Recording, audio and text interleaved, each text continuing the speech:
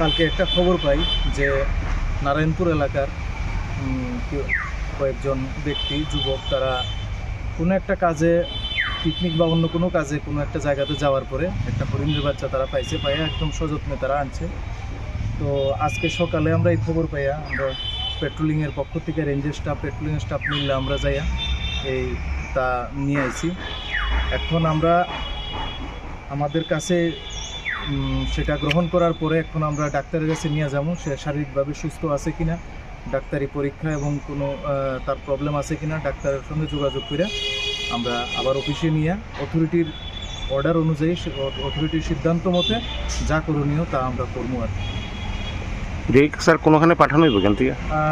এটা সম্পূর্ণ wild life warden sir এবং রেঞ্জ অফিসার স্যার তারার আদেশেই কাজ হইব। এখন ওই ব্যাপারটা তাদের আদেশক্রমেই আমরা কাজটা করব। সম্ভবত কোনো একটা সেফটি জায়গাতেই দেওয়া হইব আর কি এখন অব্দি যেটা। স্যার আনুমানিক স্যার তার বয়সটা কত হইব? আমরা ধারণা 3 মাস 3.5 মাস হইব। 3 মাস 3.5 মাস। তো সে এখন স্যার কী খাওয়াইতেছেন তারে?